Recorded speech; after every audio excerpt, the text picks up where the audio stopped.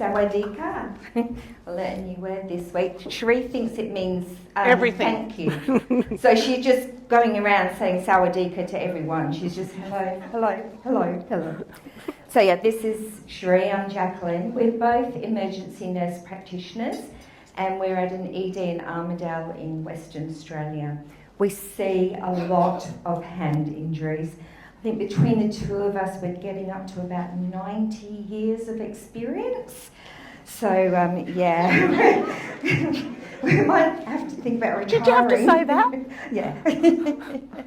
So we've got a few objectives. Like you've probably all, in your various roles, see people with hand injuries. We see them every day. Lots of tradies, lots of industry. For me, I'm always really, really cautious. You know, if you miss something significant in a hand, that has a knock-on effect for your patient. If they're not able to do their job, you know, because we didn't make the right call in the beginning, then they can't earn their money. That affects their relationships, that affects their family. So sometimes, and we'll go through this in this as well, what sometimes seems very simple or innocuous to us has got the potential to be quite devastating for our patients. So we're going to look at some simple anatomy. We're going to discuss the assessment and history taking of the injury, really, really important. Some common and not so common. So there's going to be injuries that you've probably seen before, but hopefully we've got a couple of pearls in there that you can take away. How are we going to manage these injuries? If we've got time at the end, because some of us do like to talk about our slides, we'll just look at a couple of common finger infections.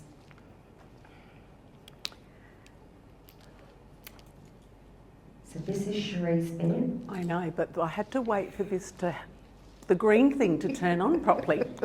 Okay, so essentially, you know, it's a bit like your triage form, okay? So you want to know how the injury occurred, how long ago did the injury happen, any first aid, hopefully they've taken their rings off. How many people do you see with wrist or hand injuries and they've still got their frickin' rings and bracelets on? Do you want to pop your hands up? Yeah. And it's really interesting how many get past the triage nurse and you get them and they've still got them on. I don't know how that happens, but it does. Have they had any function since the injury? That's really important. Like, you know, they've been at the, this has not got to do with hands, but they've gone to, you know, out last night, had a bit of alcohol, toppled over in their high heels, spent the rest of the night dancing, but then came into ED and unable to weight bear. But they spent a couple of hours dancing. So hopefully that gives you a little bit of insight to say how much their disability is.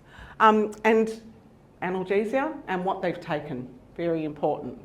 I had a guy come in and he'd taken 200 micrograms of tapentadol because his wife had chronic pain medications and he'd got a splinter underneath his fingernail. And this is really important too. Any type of injury to the same hand, to the same area, because sometimes you can, on x-ray, you can see old injuries and you're thinking, hang on a minute, this wasn't part of the discussion. I'm going to have to go back and talk to my patient. Okay. Or previous injuries that weren't managed properly, so they've got a finger stuck in flexion.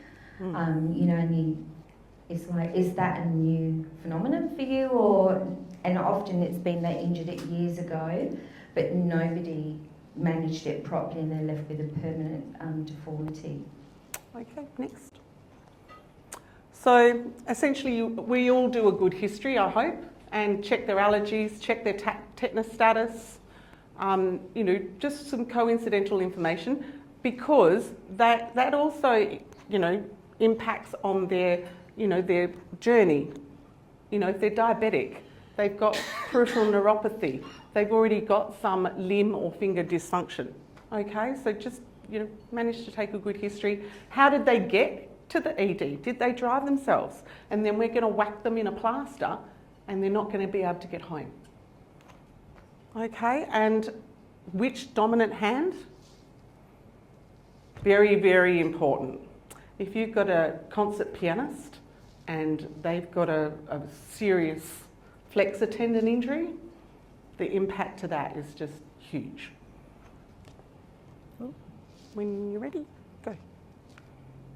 Sorry. So just some basic anatomy, and this has come directly from the Hand Doc app.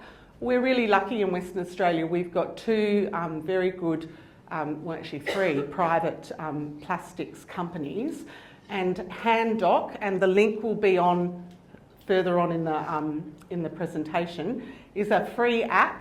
It's a great resource and a great reference tool, and there's some clinical practice guidelines to how to treat and what to look for when you've got certain symptoms. There's the cascade of injury and treatment tree.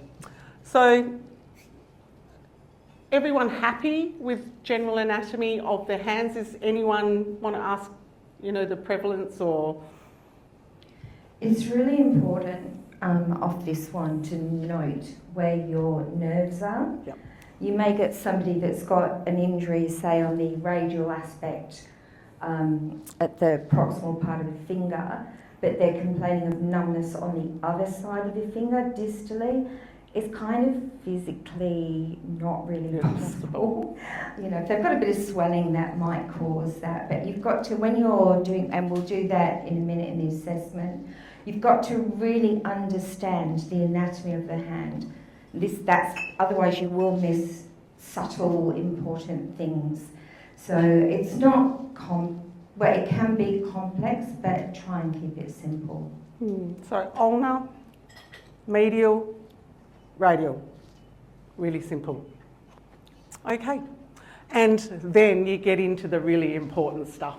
Your slips, your collateral ligaments, your extensor and flexor tendons.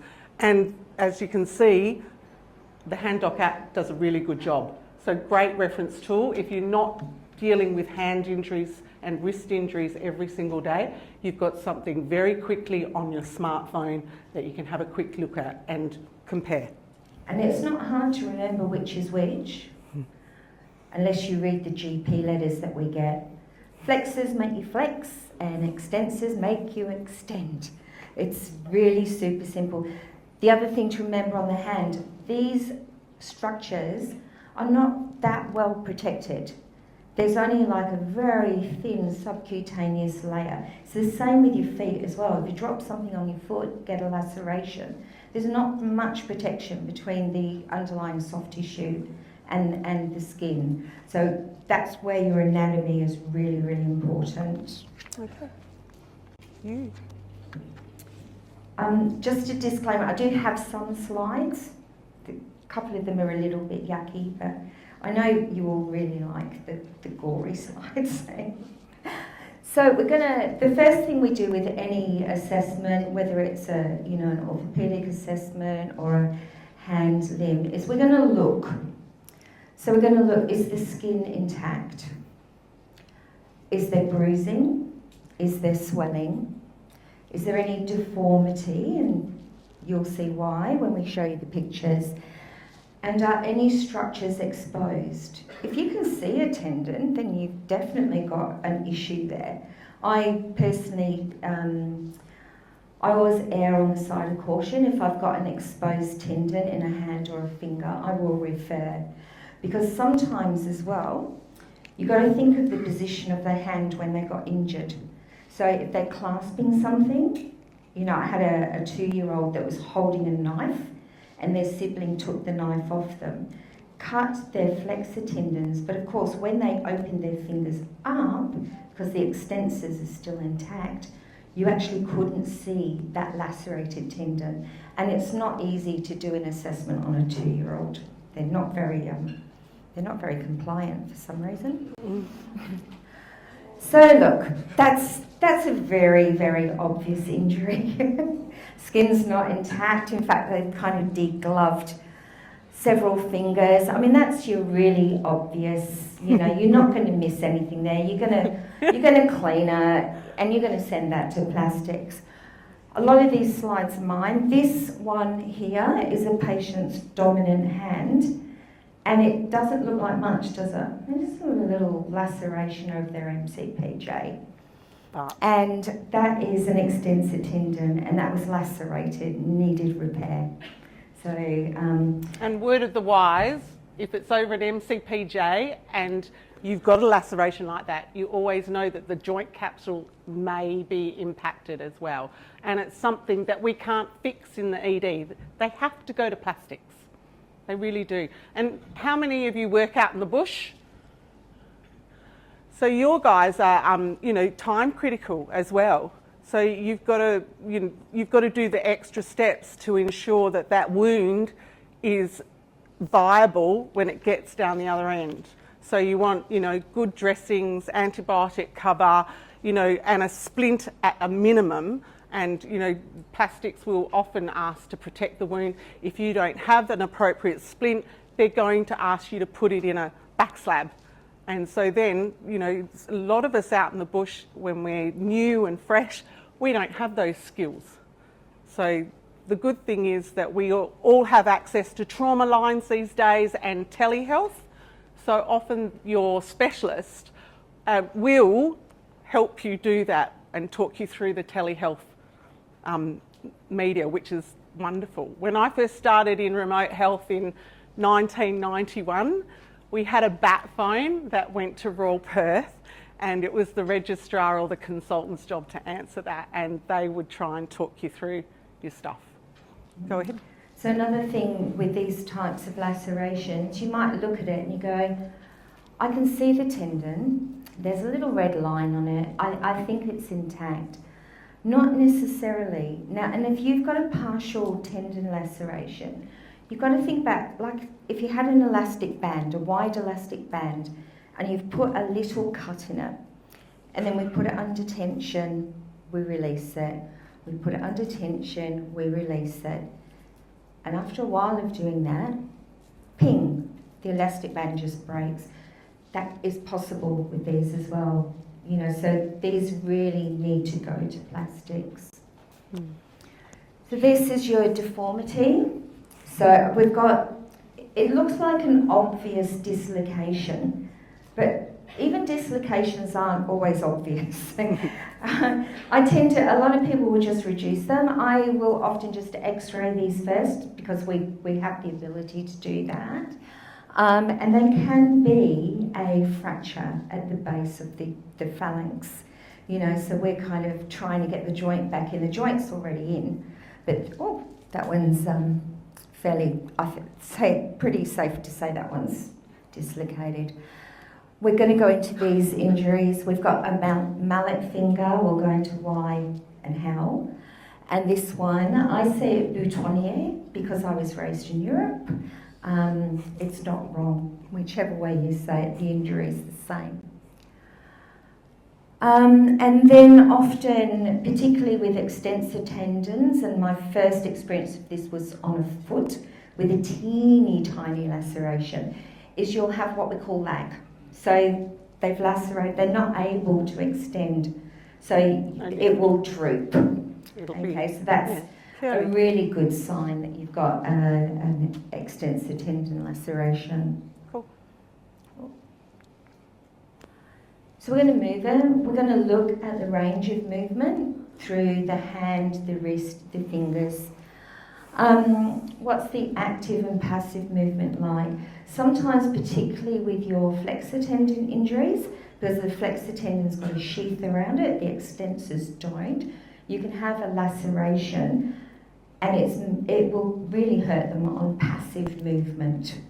So, you know, that if it's injured, they're reluctant to move anyway, but passive pain on passive movement with either flexion or extension, though, I would be referring that on. I've got an injury in there if I can't see it. Really simple check. Remember, close, out, against, some pressure, can close. Have a look when they close, because sometimes, especially old farmers and fishermen, they've never had their fingers and things, and they've got the turn already in. So have a look. Open, close, gives you lots of information. So who knows what I mean when I say check the FDS and the FDP? Oh, this is really good.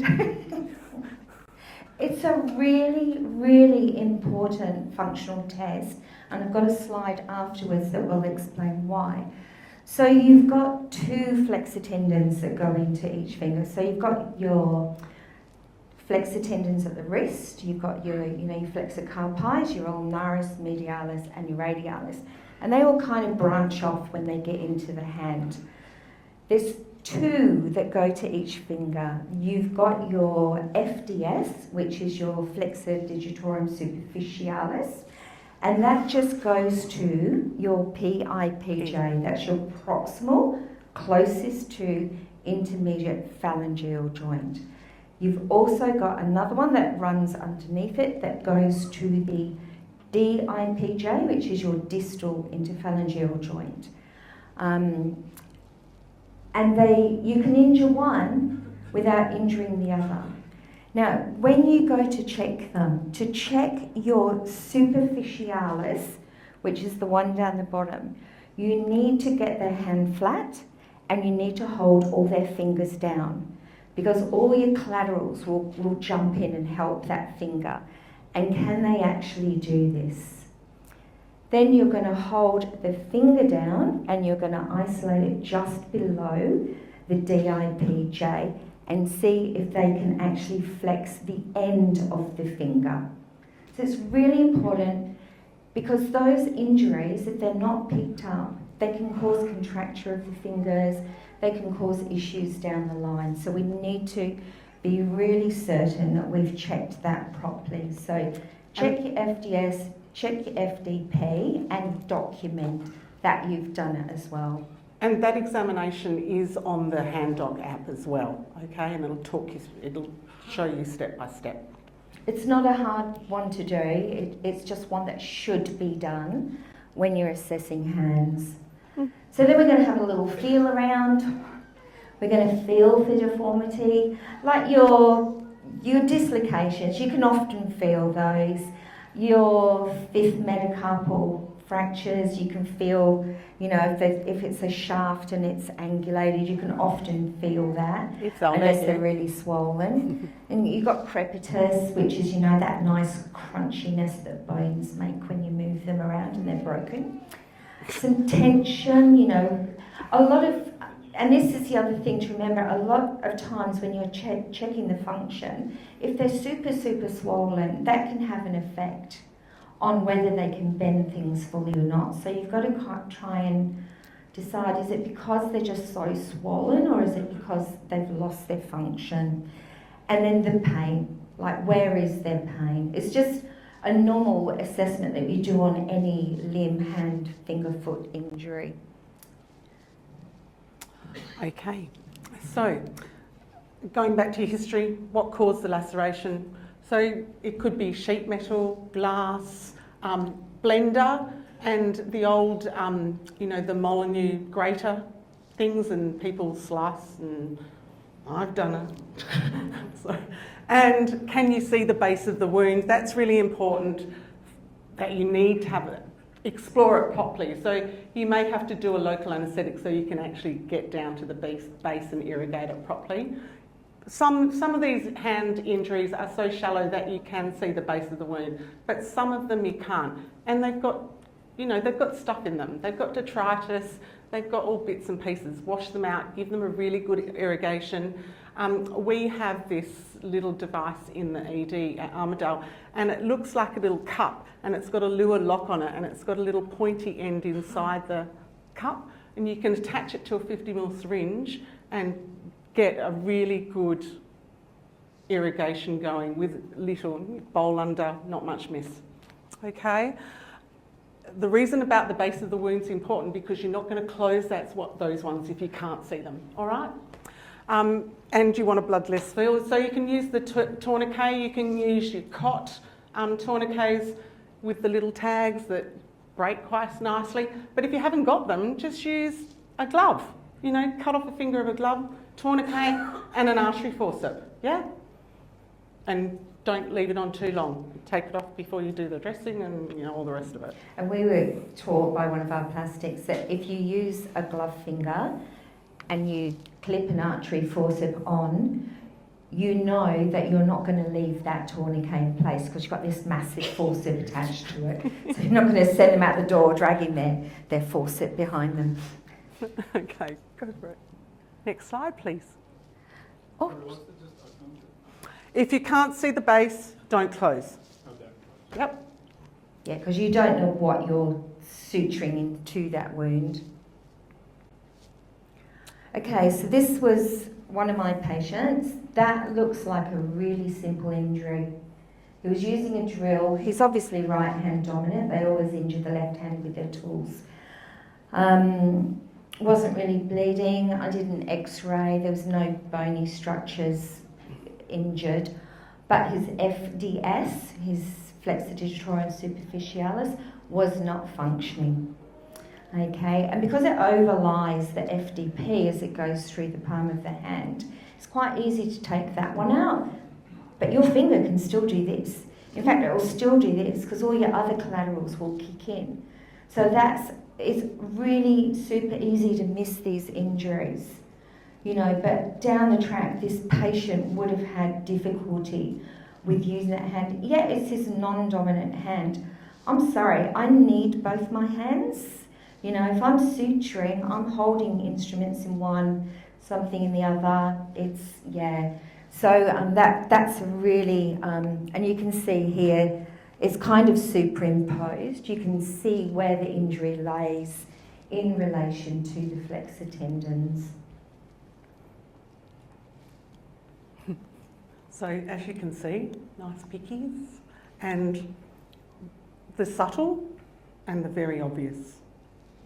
But this, the bottom one, if you got that out in the bush, they're going to ask you to temporarily close or approximate. It's a loose one. So you do big bites, maybe 2 or 3, and get the tissue approximated as much as possible because that can still become viable tissue without then, you know, down the track, if you don't appropriately look after that wound, they're going to end up with plastic skin graft. And months and months, they're heading for months and months of therapy anyway, but that injury breakdown, you know, the skin graft doesn't take, all of the sequelae that comes along with that. So really talk to someone, take lots of photos. I take photos every day in the ED of wounds and different things, just so down the other end when you're talking to someone on the phone and your descriptors or your brain fog kicks in, you've got a photo to back you up, okay? And then when you're writing your notes 10 hours later, you can look at your photo and describe your injury. Exactly. Okay. Okay, so this is another patient of mine, the not so obvious, came in. I think this was a crush injury of a distal phalanx. So he had what we call a subungual hematoma, so bleeding underneath the nail. So I know there's an injury there. You've got to be really cautious. Like if you've got somebody with a 100% hematoma that you're going to drain, if they've got a fracture underneath that and you open up to the nail bed, it will become an open fracture just by the nature of where it is. There's, excuse me, there's not much tissue between the bone and the nail bed.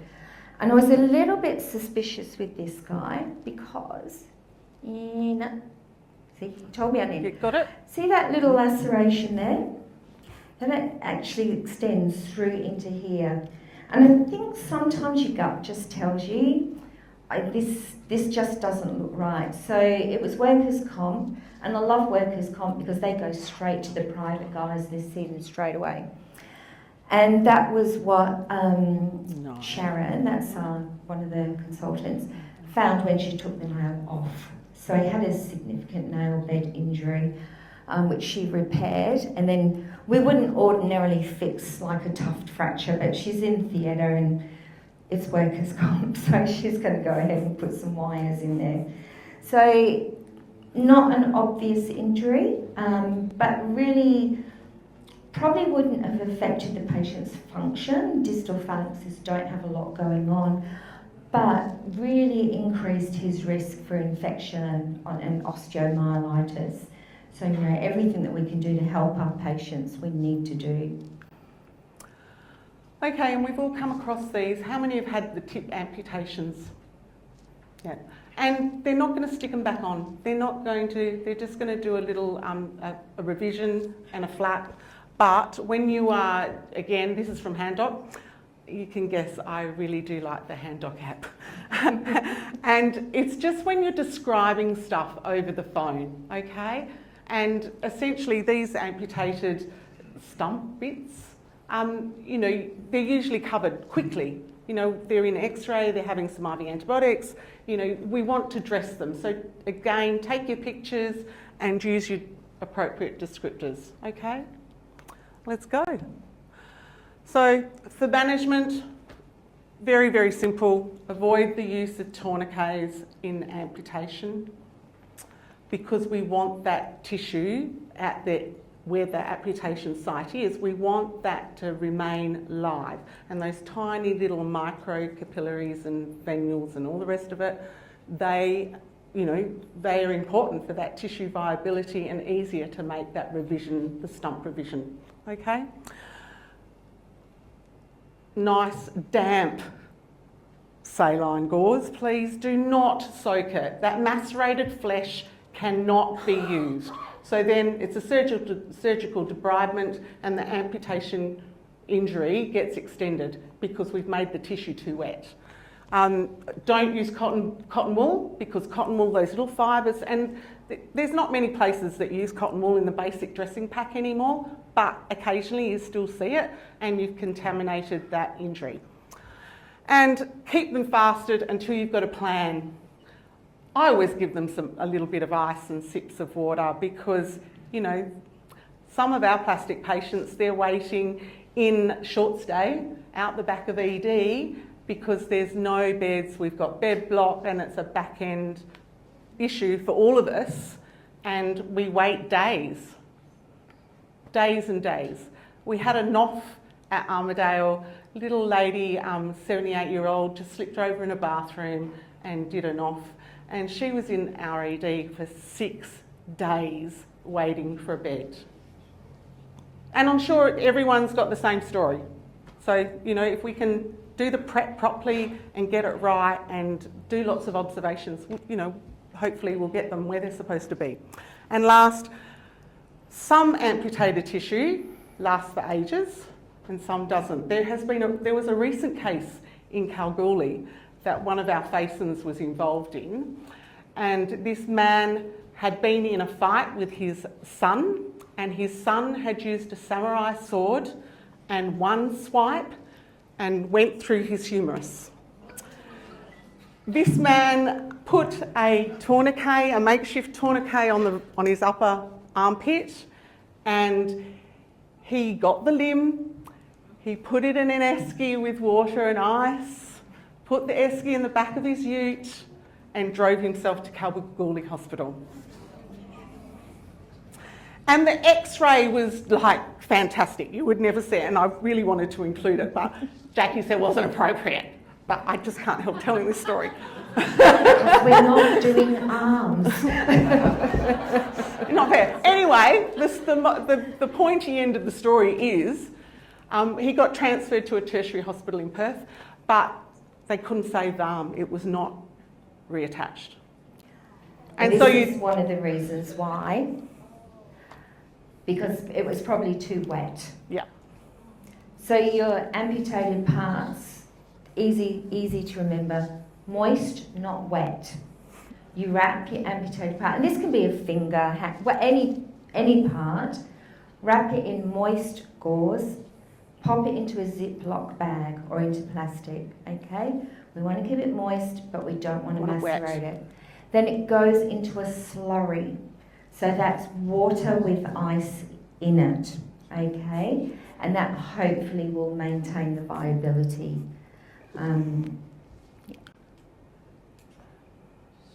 Just some more information. some more information about amputations.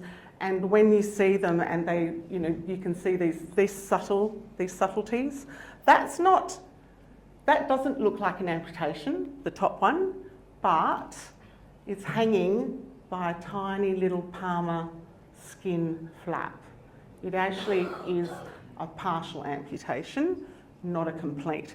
And you can see all the different little structures that are involved. Thumbs always attempt reattachment, okay? Single digits, and depending on where that level of the amputation is, and depend also the surgeon, they don't reattach all the time in adults. But children, definitely a single digit, because these kids, they have the tissue regeneration, their powers of recovery are just amazing compared to us oldies, okay? And the contraindications, of course, comorbidities, how long the digit's been amputated, the condition of it, all sorts of things. And if you're diabetic with, terrible CPOD and peripheral vascular disease, and you've also got a cancer diagnosis and you're currently having chemo and radiotherapy, I would hope that that's not going to happen, but who knows? Okay. Okay, so moving on, we're trying to get a little bit of an overview of a lot of things. You can talk on hands and finger injuries for weeks because they're so complex. But tendon injuries, an injury to a tendon, they can often have an underlying fracture associated with them, or they can be what we call a slip or a rupture. So it can be a combination of all of the above. No. So there's your mallet fingers. Who has never seen a mallet finger? Yeah, they're so common. People playing volleyball or playing football, cricket, or they're kind of diving into the ground and they knock the end of their finger. Mainly, we see a lot of these from sports. So you can have one where your tendon separates from the bone, or there can also be an avulsion fracture there as well. They tend not to fix the avulsions, but unless it's a really big chunk, and then they may decide to screw it back in.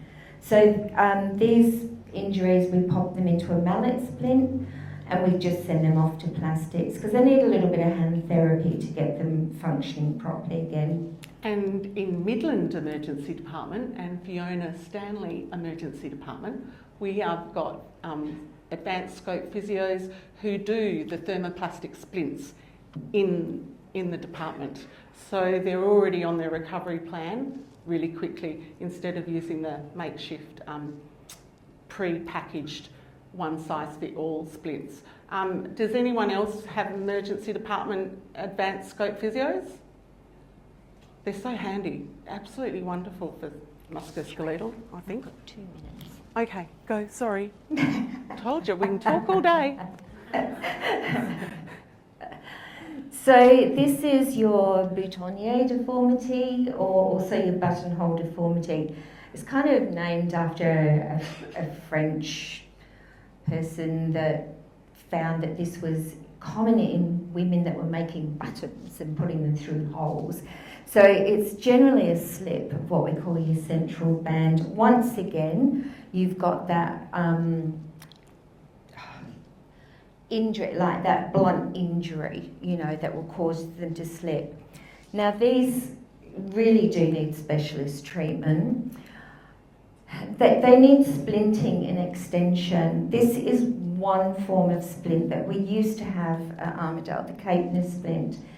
Now that finger has to stay in extension, and I do let the patient know right from the get-go that if they take that splint off and that finger flexes, they go back to day 1 of their treatment.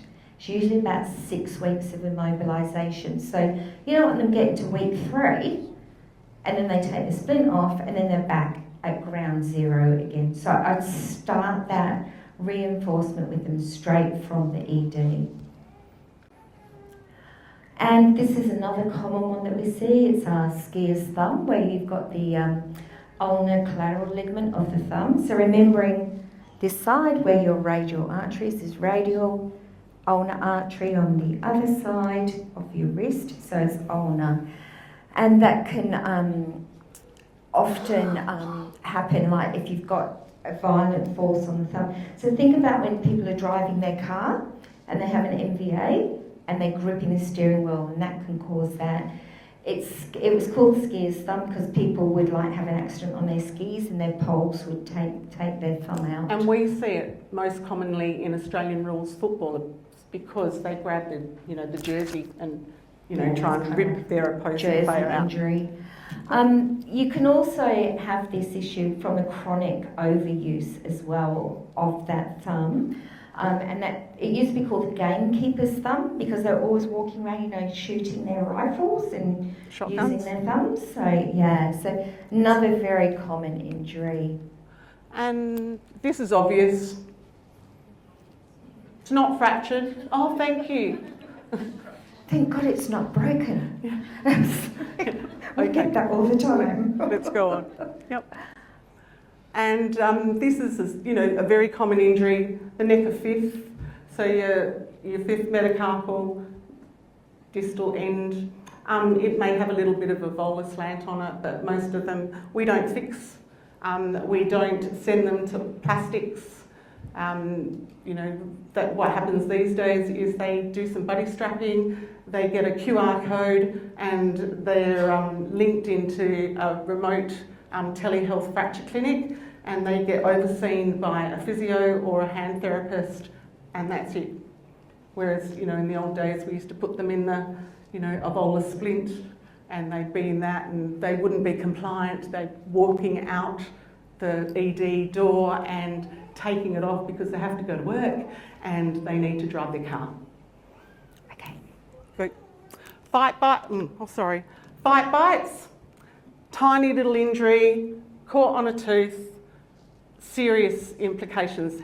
The hand, they come in hot, swollen, painful, reduced movement. They need a washout, they need a formal washout. But also think about that on your initial assessment with their fifth metacarpal fracture. They've punched someone. They come in, they've got a little cut over their knuckle. Did you punch them in the mouth? I can't remember, I was just too drunk. So if you're in doubt, treat it like they did. Okay, good. Sorry, my clicker's not clicking me on. Can you forward it? Yeah. Cool. That's that turning in, the lag here. See how it's rotated? And those are the ones that are most common recovery. They haven't recovered their fifth metacarpal fracture properly. Okay? And this one, it's an uncommon fracture, but we do see it in children. And essentially, it's a type of Salter-Harris that has become an open fracture. Very subtle and can be missed. But the big take-home message, next slide please, is all Salter-Harris fractures need to go to plastics. These kids with their epiphyses injuries need to be sorted properly because they're little and their bones haven't fused, so they need to be addressed and treated early and properly. Yeah, just going back. It doesn't want to go backwards. Okay, Let's just go forward. Forwards then. Yeah. Volar plate. Volar plate fractures. This is another one that if it gets missed or not managed properly can cause some long-term issues for the patient. This is often associated with a dislocation. And I'll just show you the anatomy of, I think the anatomy was on the previous slide. It was, yeah. Go back to Jack if Help. you can. Help. Oh, Don't want to go back. it doesn't want to go backwards. It's just important just to see what the back. Not shrink. What the volar plate actually is, flexion, and then you have the metacarpal heads at 90 degrees. Now that is for literally every injury. And if you're not sure, I've got a hand how do I put this in a plaster? Then put it into a posi. Okay, and it just says here you've got pre-tension on your collateral ligaments. And we call this walks like an Egyptian.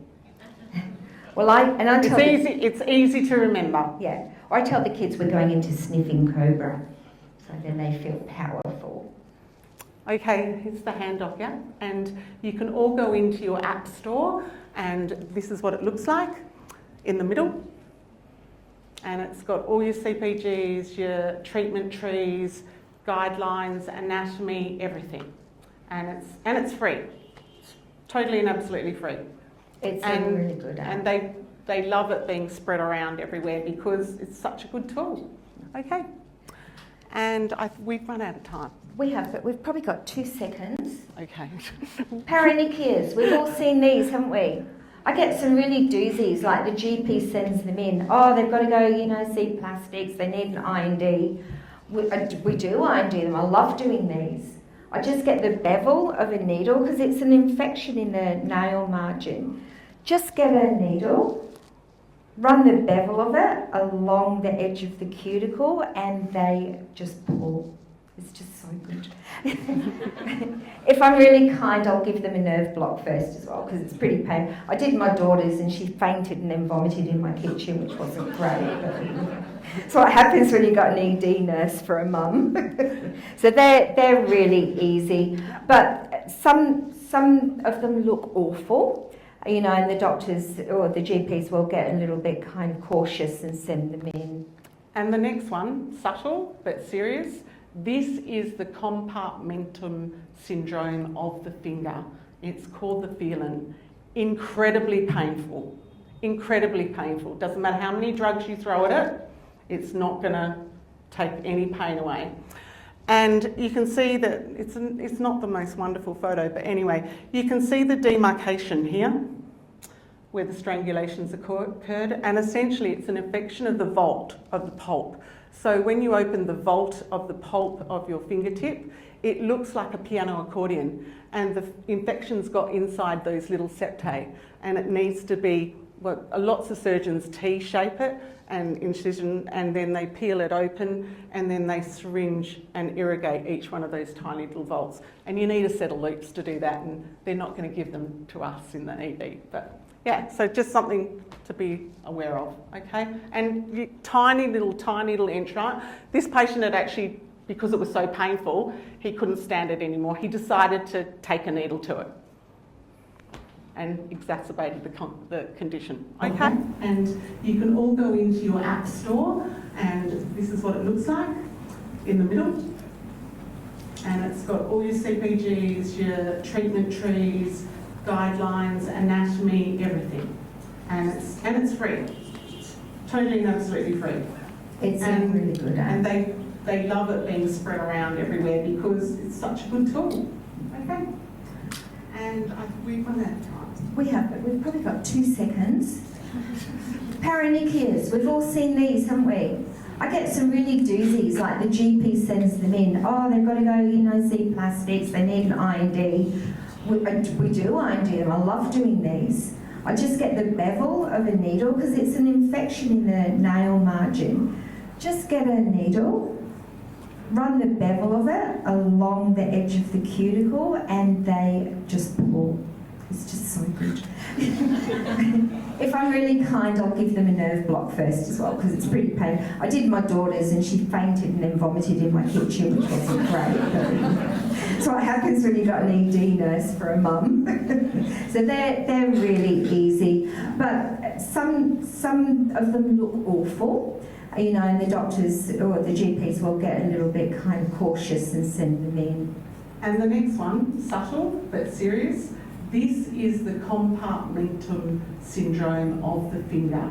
It's called the feeling. Incredibly painful. Incredibly painful. Doesn't matter how many drugs you throw at it, it's not going to take any pain away. And you can see that it's not the most wonderful photo, but anyway, you can see the demarcation here where the strangulations occurred, and essentially it's an infection of the vault of the pulp. So when you open the vault of the pulp of your fingertip, it looks like a piano accordion, and the infection's got inside those little septae, and it needs to be, well, lots of surgeons T-shape it and incision, and then they peel it open, and then they syringe and irrigate each one of these tiny little valves. And you need a set of loops to do that, and they're not going to give them to us in the ED. But yeah, so just something to be aware of, okay? And tiny little entra. This patient had actually, because it was so painful, he couldn't stand it anymore. He decided to take a needle to it and exacerbated the condition, okay? Any questions, people? Because we're over time, really sorry.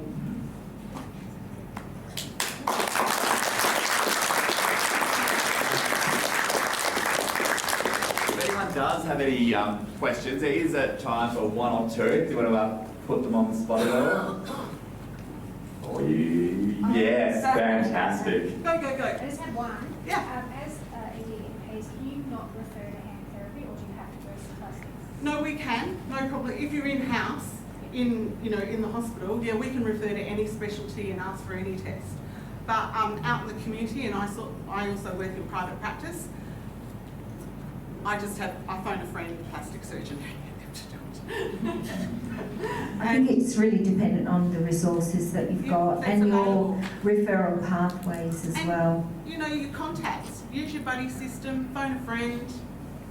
They're always good to have. Anything else? Thank you. Thanks for attending, and I'm so grateful.